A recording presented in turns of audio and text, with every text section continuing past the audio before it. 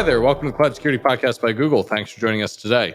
Your hosts here, as ever, are myself, Timothy Peacock, the Senior Product Manager for Threat Detection here at GCP, and Anton Chuvakin, a reformed analyst and senior staff in Google Cloud's Office of the CISO. You can find and subscribe to this podcast wherever you get your podcasts, as well as at our website, cloud.withgoogle.com/cloudsecurity/podcast. If you enjoy our content and want it delivered to you piping hot every Monday afternoon Pacific time, please do hit that subscribe button. You can follow the show and argue with us on Twitter as well, twitter.com/cloudsecpodcast. Anton, we are talking about a fun topic today. What is it?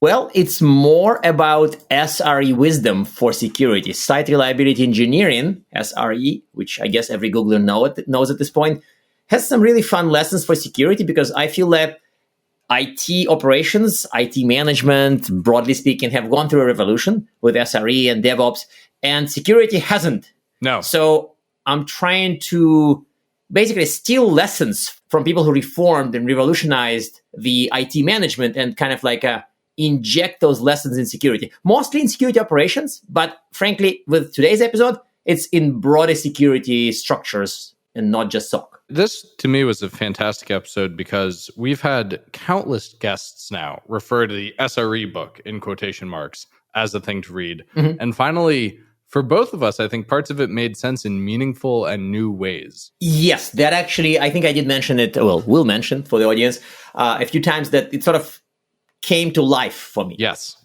Because, of course, I was never an SRE. Yeah. No, of course. You were also never a SOC operator, were you? Exactly correct. Yeah. Yes. Well, perhaps with that confession of a lack of background in the things that Anton is now such an expert in, let's turn it over to a person with more expertise than we could shake a stick at. I'm delighted to introduce today's guest. We are joined today by Steve McGee, a reliability advocate here at Google. We've met a lot of advocates on the show, but reliability advocate is a new one. So that is, Steve, that's a cool title. Let's just start off by talking about deployment. We can deploy things to Google and update our website very quickly, but some organizations I've met need weeks to deploy just a new threat detection rule. And that's not even something that's running in prod. It's necessarily running downstream of actual events taking place. So that's not great. That's pretty bad, especially when we have rapidly emerging threats. So I hear our friends in SRE know a lot about safe and, dare I say, reliable deployment quickly. So what could we in the threat world learn from SRE about deploying things quickly and safely? Thanks for having me here. I definitely invented the title in my head of reliability advocate. I know of two other ones, and I won't spoil who they are, but they are at other companies, so they can come out of the woodwork and raise their hands. Yeah, it's funny. The first thing that people think of when they think about SRE isn't really releases and deployments and things like that. But I think it's actually one of the most important things that we focus on and kind of like capabilities that we deliver to a team is the ability to deploy a bunch of stuff to a lot of places without screwing everything up along the way. And that's basically what you want to do, right? Is you want to like take the code that's in your head and put it onto the computers like as much as you can, as fast as you can. That's a very nice condensation of the mission. Take the code and put it on the computers as much as you can, as fast as you can. I like that. That's the idea, right? Yeah, I want to get it out of my head and into the computer. And so that it works reliably, perhaps, right? That's right. Safely. Right. Yeah, you want to do it in a way that doesn't also screw up other things that are also going on at the same time. That's really just, SRE in a nutshell is make changes without having bad side effects, please, and quickly. But really, like at the end of the day, like most of the companies that we talk with, they deliver software. Like that's part of their job. Like we have one tagline we like to use is some airline describe themselves no longer as an airline company, but as a software company with wings. I forget who that is, but it was some big airline.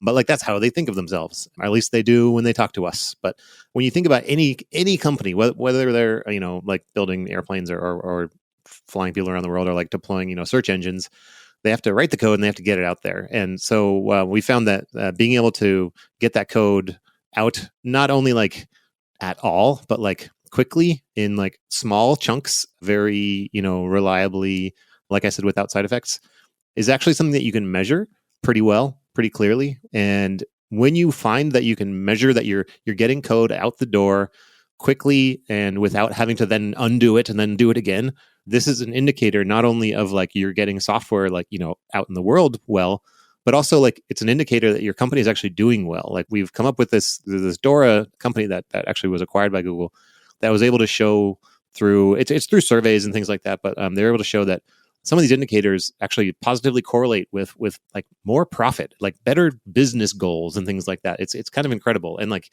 happier teams and all sorts of things. So like not only would it be like better to get these threat detection rules out faster and safer and everything, like getting all the software out is kind of the goal. This is just like one subset of it.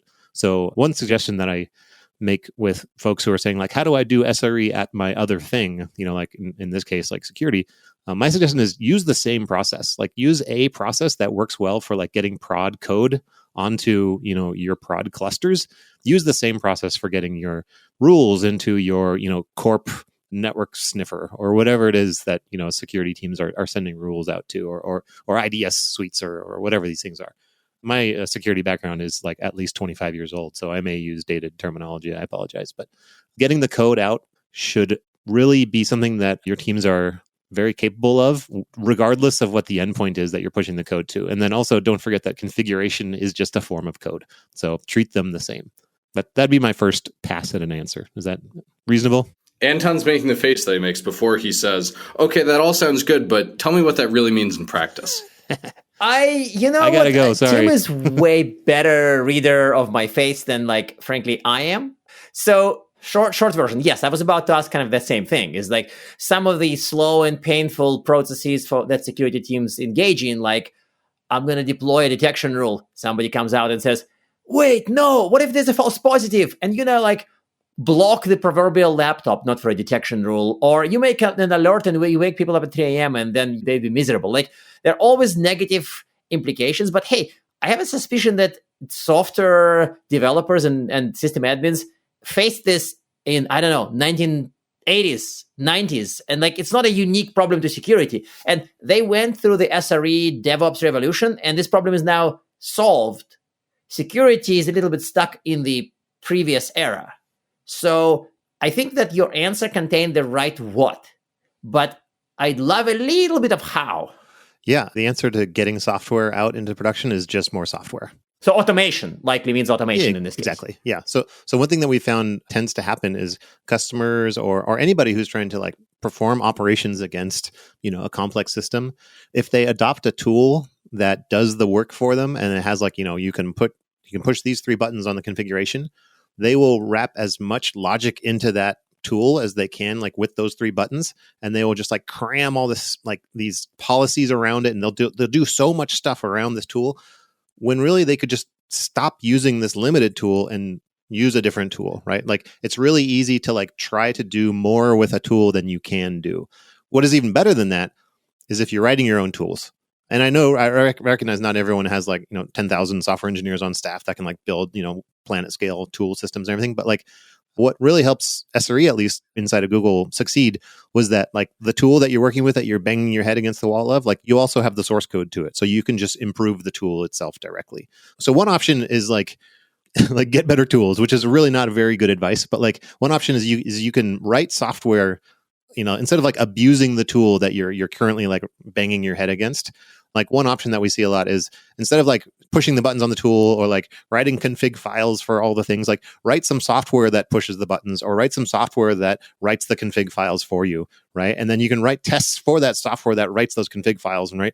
And like, it just speeds everything up. So even if you are stuck with a black box tool that you need to configure directly, you can still take a step back and you can abstract your usage of that tool and make dramatic improvements to how you enact procedure and policy against that tool, instead of just like getting in a room and being like, what if we don't, and what if this thing, and like just speaking human at each other. Just put it in code instead, and then when it's wrong, just change the code, right? And you can have a discussion about it, and you can have a PR, and you can have comment threads and everything about like, how should we do this?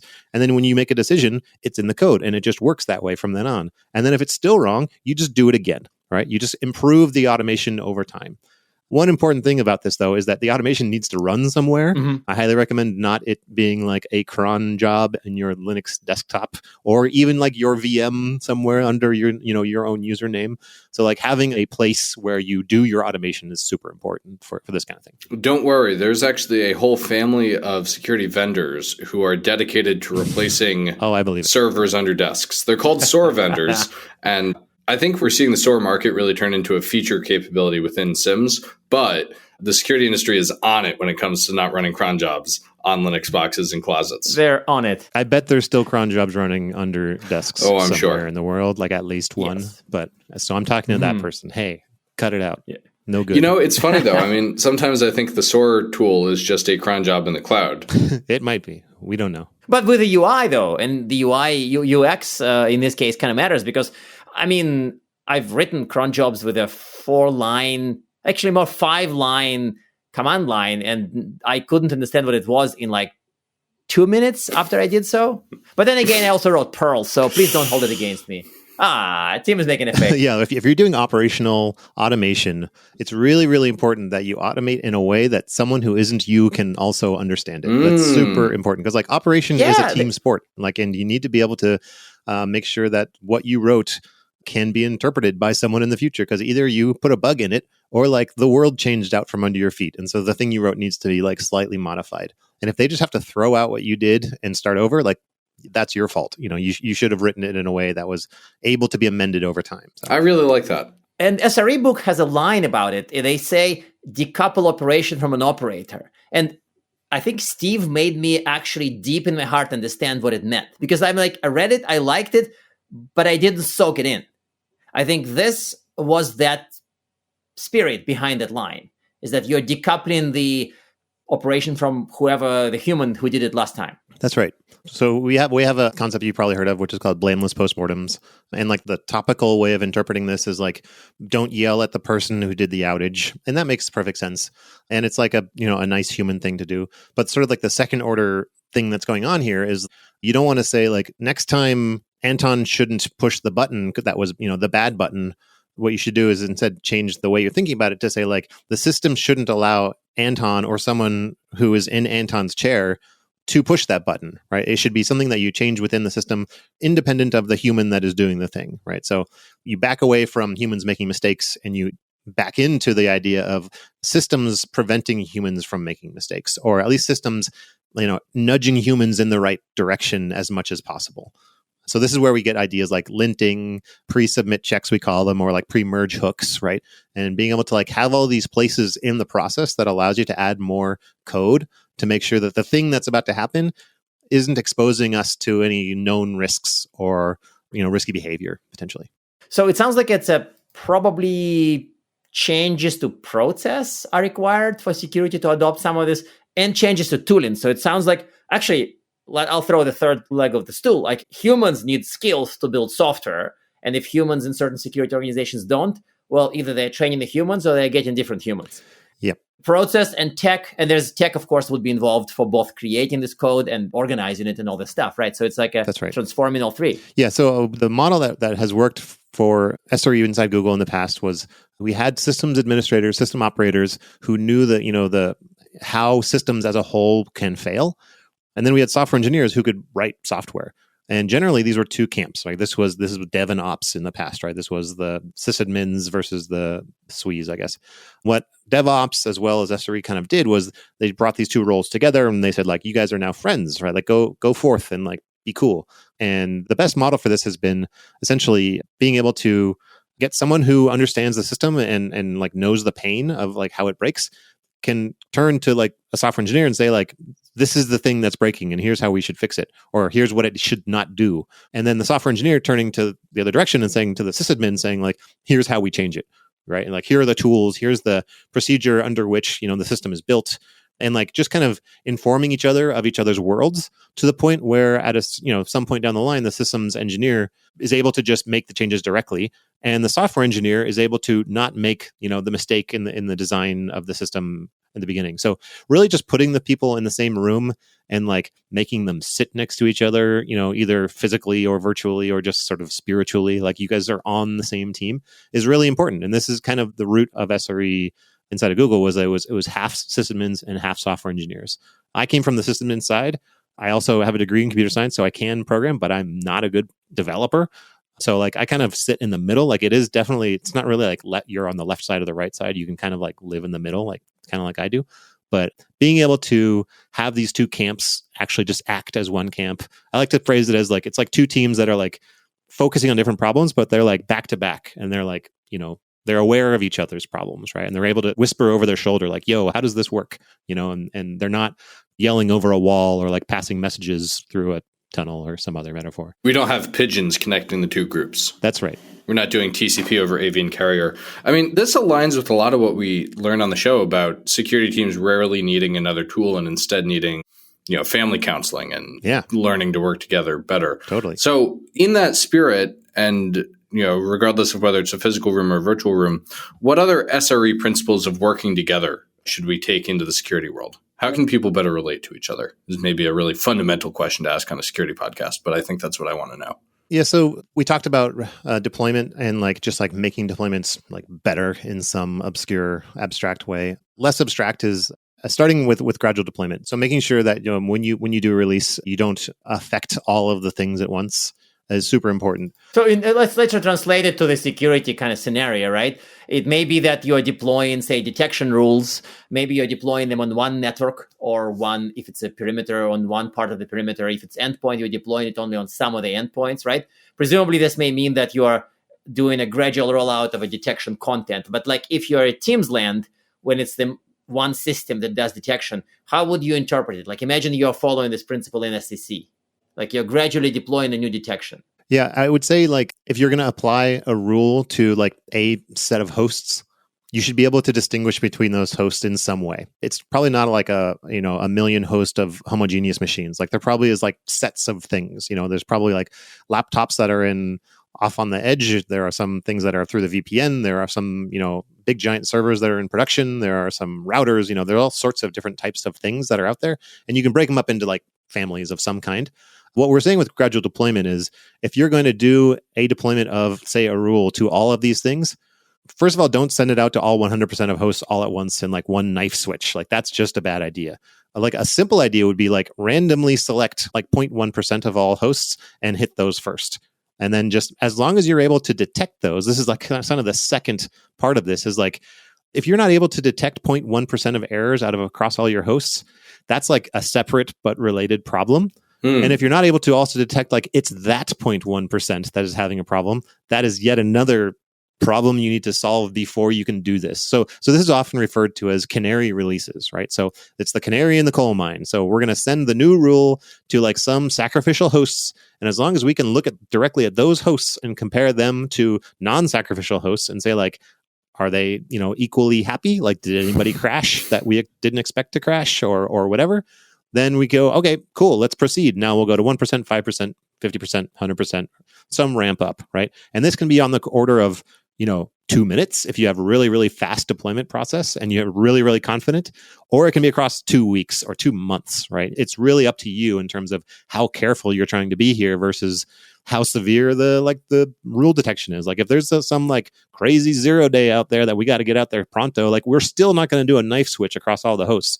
We're just going to shrink that window down to minutes instead of days. That's all I'm saying. But I think the important bit that I didn't pick up from a book, and again, thank you very much, Steve, for kind of making it come to life, is that if you have a canary in a certain remote part of the coal mine, you do have to have a camera on the canary. Yeah, it's pretty important. And you do have to have a camera in an area of a mine where there's no canary. That's right. So that you can actually tell the difference. And that's not just do things gradually, slowly in stages. Right. No, and have the machinery to watch the differences, not just to collect data, but also to do rapid diffing. I don't know. Diffing is a word, right? Yeah. The term we use is canary in control. So we want to compare equal amounts. So the other thing you don't want to do is compare 0.1% of traffic to 99.9% of traffic in terms of raw numbers. And also even percentages is really going to be kind of screwy. So you want to compare similar sized cohorts of traffic or of hosts, for example. So one simple way of thinking about this is if you have your hosts are numbered by, what number they are on the rack, you can make the 0th or the first machine your canary and the second machine the control every time. Just hard code it, right? And now you're comparing 1 to 1. You're just saying release to the canaries, and you're always hitting the bottom of the rack. Boom, boom, boom, boom across the cluster. This would be I wouldn't start with this, but maybe you could do it this way. But then you're going to compare canary and control every time, and they're a comparable set because there's always a 0 and there's always a 1, or there's always a 1 and a 2 or something like that. And so you can the ratios should still be pretty decent in terms of comparability. Okay, so the canary dies. Yeah. There's another principle. What's the other principle? Yeah. So now what? Once we figured out like, oh, that was bad, what do we do? And so the next thing that you want to have in your toolkit is the ability to roll back rapidly every time. So I like to say like an effective SRE team is one that can, when something goes funny, they just know they can roll back immediately. And they've done it a million times, like they practice it, and the cost is basically zero. So it should be that when we make a deployment, whether it's of a configuration change or a binary change or a piece of data, if it's bad, we shouldn't have to sit down and go like, I wonder what made it bad and how do we like undo it? Like, how do we make the negative version of the change? No, you just push the rollback button. Like it's always there and it's always available to you.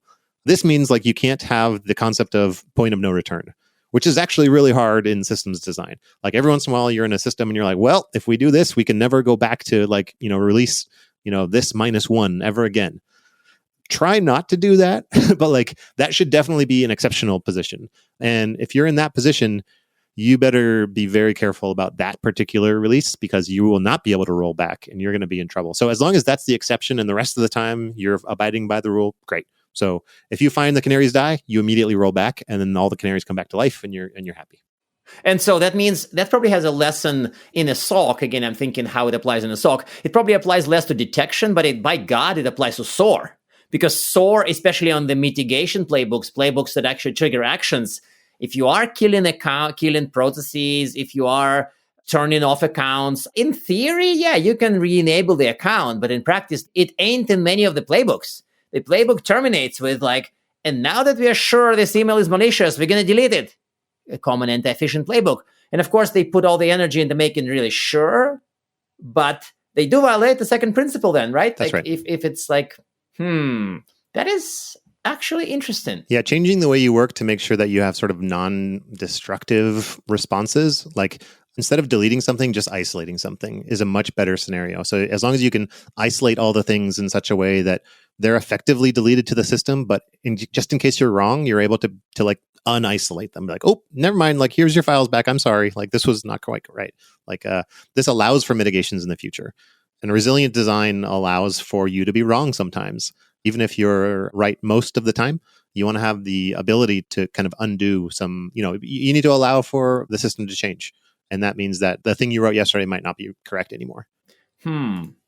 Okay, now that makes sense. And I think that also leads us to the whole point about scaling. The other sort of big part of SRE thinking is the whole people per servers, like the 1990s metric, how many system admins you need for 1,000 servers. Like the numbers in real life today look like not what they looked like in 1998, right? So scaling, there's massive scaling magic in this approach. And of course, in security, we occasionally deal with detection rules or playbooks. So what are the scaling lessons specifically? What can we learn to scale detection to the company size without scaling people? Yeah, that's really the challenge at the end of the day is how do we, the term we use is sublinear scaling. So we want to be able to grow the team over time. That shouldn't be just completely verboten. Like it shouldn't be like, you're only allowed 6 people, that's it. But what we don't want is we don't want the scaling of our team to be linearly attached to the size of our system. Because that means we wouldn't be able to, have any kind of hyper growth because you're never going to be able to get the humans on board fast enough. And also it would just be like far too costly. So one way to think about it is like the evolution of SRE inside of Google. Again, this is all kind of like just from my experience, is that it used to be that there was a relationship between the number of SREs employed at the company and the number of machines in production. That quickly disappeared. Like that made no sense. And then there was a direct relationship between the number of SREs and the number of clusters of machines, right? So these are like, think of it as like a Kubernetes cluster, right? That eventually no longer made sense. Then it was about how many services are in production, and a service can span multiple clusters, right? And then that still didn't make sense. So over time, what if you think about it, what we're doing here is we're assigning SREs to focus no longer at machines, no longer at clusters, then at services and whatever and whatever and whatever. These are just layers of abstractions, right? And the reason why it works is because the SREs basically add a layer of abstraction upon which they're actually focusing all their effort on. And so they're not spending all their time like touching each machine over and over again, because that wouldn't work over time. Like as you increase the number of machines by an order of 10,000, you can't add 10,000 more humans. So we have to have a system that does the 10,000x for us, right? And so this process just repeats and repeats and repeats. So essentially what you want to do is you want to make sure that the systems that you're using don't require linear scale in terms of operators. So if you have an automation system, like a way to actually deploy these rules, you want to make sure that that system itself can scale dramatically without having to increase the number of humans that are needed to operate it. Like it might need some number of operators when you first start using it. As long as you can keep using it with the same number of operators 5 years later and it's super, being used by the whole company, like you don't want to use a system that depends on feeding humans to the system, essentially. That's not going to work. I think you said something that sort of stuck in my head a little bit. Like, I get the whole sublinear thing. Of course, that's what you want. But didn't you also say that with some things, the relationship is kind of severed? So you can add 1 million machines and add no humans and things just work. This blew my mind. Did you actually say that? So if you can think of it like you want to build a system that can house an arbitrary number of somethings, right? In the case of a clustering system, you want to say like this clustering system can, one cluster can house, anywhere from 2 to 200,000 machines in it or something like that. Some range, I don't know what. As long as you're able to have that one system manage a large sort of dynamic range, you don't need to add more operators to that system itself. And then you can kind of move up a level, right? And then you can say like, now how are we going to manage these clustering systems? We're going to have one system that spawns clustering systems. And so we can say like, we have one operator who manages the thing that manages the things that manages the machines. Does that help a little bit in terms of like this layer of abstraction? It's like making a tree structure, right? You want to make sure the human is at the top of the tree, like, pulling the strings, and all the automation is doing all the hard work, way down at the leaves. And you get a lot more work done that way. I think it does make sense. I think that it makes sense. It's pretty abstract, I know. No. It makes sense because if there's an abstraction layer, the severing the relationship actually makes sense. But I think to me, it's still, I fear that a lot of people are stuck in the same mindset that I was stuck in until 2 minutes ago, namely that the relationship is inseparable. If you are doing more rules, you have to have more people. But it's really not true. I'm enlightened. Yeah, so this is why you have software engineers, right? Software engineers love building tree structures. That's like basically our job, right? And so if you have an operator who understands like, man, we keep adding humans to add these rules, it's really a pain. And that human can, like we said earlier, like look over the shoulder and be like, hey, software engineer, can you build a system that will allow us to do X, Y, Z without having to like manually go in and like, edit the YAML and like add a stanza and whatever? And that software engineer will be like, yeah, that sounds great. I've got a good idea about that. I'm going to write a system that automates you out of a job. This is awesome. So this is exactly the plan. Well, Steve, this has been, I have to say on that last answer, Anton actually wasn't making his skeptical face that time. You actually had convinced him already, which is great. Success. Yeah, no, it's a huge success. Convincing Anton is no small feat. No, I was making my excited face. Yeah, it was his excited face. It's great. It genuinely flipped a switch in my head because I also thought the connection is, you can make it better or worse, but it's there. But it's really not there. That's the magic. It's not 10xing. It's infinity xing. Yeah, no, this is really cool. So unfortunately, though, we're just about at time. And so I have to ask our traditional closing questions. First, do you have recommended reading for our audience? And I think you're the one guest who doesn't have to put $1 in the swear jar if they say the SRE book. And then 2, do you have one tip for taking SRE thinking and applying it to the problem of threat detection and defense? Systematics is a fun book, if you haven't seen that already. That's a new one for us. Or systematic. I think it's systematics. I never pronounce it right. That's a fun one. And then every time you have a problem in production, whether it's security or an outage or something like that, like make sure you write it down. And you wrote down what happened and why you think it happened. And make sure you separate what you think of, like, theories versus facts. And then I like to put down like 3 types of things that I could do to fix it in the future. And those are monitoring, like how do I detect it sooner, better, more precision in the future? How do I mitigate around it when it happens again next time? Like more specifically, faster, I don't know, with less cost, something like that. And then the last one is always like, how do I prevent this from ever happening again? And most people just write down the last one because they're like, how do we, like the goal is just to never have this type of thing. Like, that's great, but most of the time we can't always do that every time. So in the meantime, how do we mitigate better? How do we detect better? And better isn't always just faster. Sometimes it's with more precision or like cheaper or something like that. So there's a lot of like areas that you could improve a system. So that's what I'd recommend. This all comes from like the incident response world of SRE, which is its entire different topic that we can talk about some other time. Yeah, we didn't touch a lot on incident response. We talked a lot about deploying safely, deploying at scale, but the IR piece. No, that's part 2. That's part 2, and you're coming back, Steve. So you've just written your own invite to the next episode. There's a teaser right there. Steve, thank you so much for joining us today. You got it. Thanks for having me. And now we are at time. Thank you very much for listening and, of course, for subscribing. You can find this podcast at Google Podcasts, Apple Podcasts, Spotify, or wherever else you get your podcasts. Also, you can find us at our website, cloud.withgoogle.com/cloudsecurity/podcast. Please subscribe so that you don't miss episodes. You can follow us on Twitter, twitter.com/cloudsecpodcast. Your hosts are also on Twitter at Anton_Chuvakin and _Team Pico. Tweet at us, email us, argue with us, and if you like or hate what we hear, we can invite you to the next episode. See you on the next Cloud Security Podcast episode.